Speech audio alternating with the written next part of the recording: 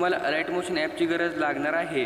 तर मित्रांनो सर्वात अगोदर तुम्हाला काय करायचं आहे, आपल्या डिस्क्रिप्शन बॉक्समध्ये जाऊन आपले जे काही मटेरियल मी तुम्हाला दिले असणार आहे ते मटेरियल तुम्हाला डाउनलोड करून घ्यायचं आहे आणि जे काही अलाइट मोशनचे प्रोजेक्ट दिलेले असणार आहेत ते प्रोजेक्ट तुम्हाला तुमच्या अलाइट मोशनमध्ये इम्पोर्ट करून घ्यायचे आहेत।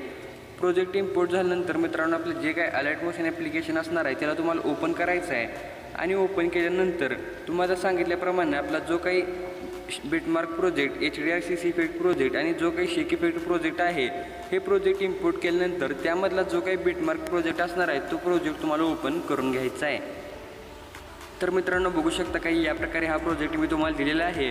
प्रोजेक्ट ओपन केल्यानंतर आता तुम्हाला एकदम स्टार्टिंगला यायचं आहे, प्लसवरती क्लिक करून ऑडिओच्या ऑप्शनवरती क्लिक करायचं आहे आणि ऑडिओच्या ऑप्शनवरती क्लिक केल्यानंतर जे काही मित्रांनो मी सॉन्ग तुम्हाला दिलेलं असणार आहे ते सॉन्ग सिम्पली तुम्हाला यामध्ये ॲड करून घ्यायचं आहे। तर मित्रांनो बघू शकता काही या प्रकारे हे सॉन्ग मी ॲड करून घेतलेलं आहे।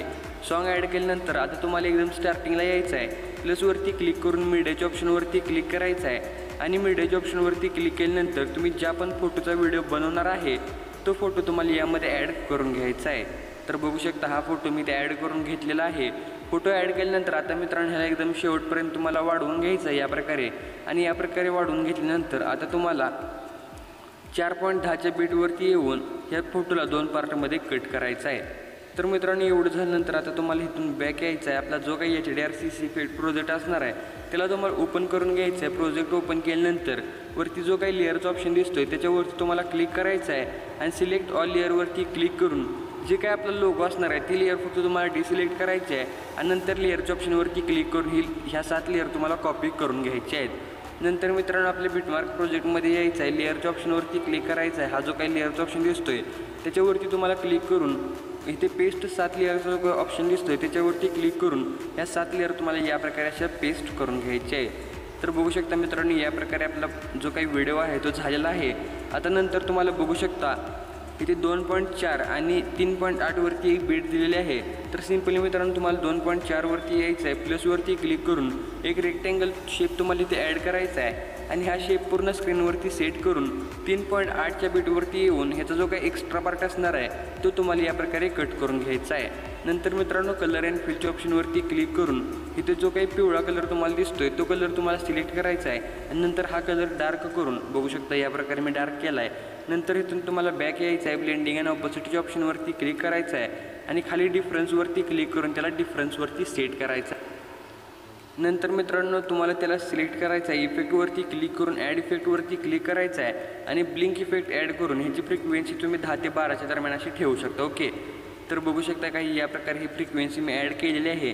नंतर मित्रांनो ह्या शेपला तुम्हाला ह्या HDRCC इफेक्टच्या ज्या काही लेअर आहेत त्याच्या खालच्या बाजूला असं सेट करायचं आहे। नंतर मित्रांनो पुढे आल्यानंतर बघू शकता 6.12 वरती एक बीट मार्क दिल्या, तर सिंपली मित्रांनो त्या बीटवरती येऊन प्लसवरती क्लिक करून एक रेक्टेंगल शेप ॲड करायचा आहे, पूर्ण स्क्रीनवरती सेट करून थोडंसं पुढे आल्यानंतर ह्याचा एक्स्ट्रा पार्ट तुम्हाला कट करायचा आहे। कलर अँड फिलच्या ऑप्शनवरती क्लिक करून तुम्ही तुमच्या आवडीनुसार कोणताही कलर या ठिकाणी ॲड करू शकता। ओके, तर बघू शकता हा कलर मी इथे ॲड केलेला आहे। कलर ॲड केल्यानंतर ब्लेंडिंग अँड ऑपोसिटीच्या ऑप्शनवरती क्लिक करायचं आहे आणि डिफरन्सवरती क्लिक करून त्याला डिफरन्सवरती सेट करायचं आहे। नंतर मित्रांनो मग सांगितल्याप्रमाणे याला लॉंग प्रेस करून ठेवायचं आहे आणि या फोटोच्या वरच्या बाजूला असं घेऊन यायचं आहे। ओके, नंतर मित्रांनो त्या लेअरला तुम्हाला सिलेक्ट करायचं आहे, नंतर ह्या लेअरच्या ऑप्शनवरती क्लिक करून कॉपी लेअरवरती क्लिक करायचं आहे आणि पुढे ज्या काही मित्रांनो 2 बीट असणार आहेत त्या बीटवरती ह्या 2 लेअर पेस्ट करायचे आहेत या प्रकारे इथे आल्यानंतर आणि ह्याला खालच्या बाजूला असं घेऊन यायचं आहे। ओके, तर मित्रांनो एवढं झाल्यानंतर आता तुम्हाला एकदम स्टार्टिंगला यायचं आहे, प्लसवरती क्लिक करून मीडियाच्या ऑप्शनवरती क्लिक करायचं आहे